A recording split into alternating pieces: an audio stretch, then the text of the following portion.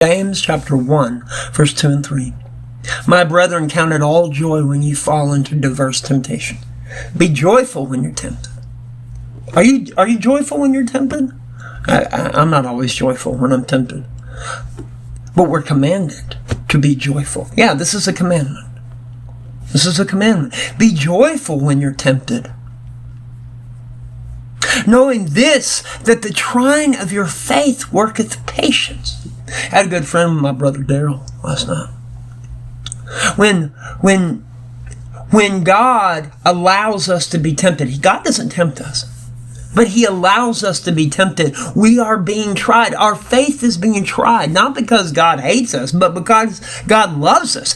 When we overcome that temptation, when we rise above it, when we throw it to the side, when we discard it because we don't need it, because all we need is God, when we do that, we become even closer to God, even more patient with God, willing to wait for God, willing to serve God, loving God in an even greater way.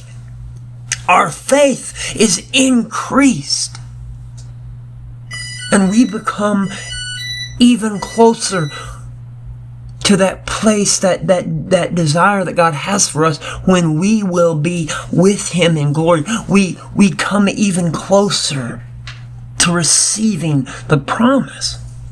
When we are tried, when we receive diverse temptations, we're tried, we resist, we overcome, we rise above, and we tell the devil to pack his bags and get gone.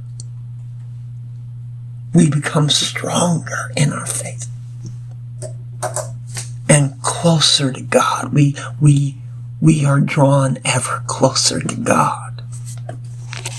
Jesus says in Matthew chapter 5, verse 11 and 12, Blessed are ye when men shall revile you and persecute you and shall say all manner of evil against you falsely for my sake. This is one of the many temptations that come upon us. But we have very many temptations. When people say mean things, we want to say mean things back.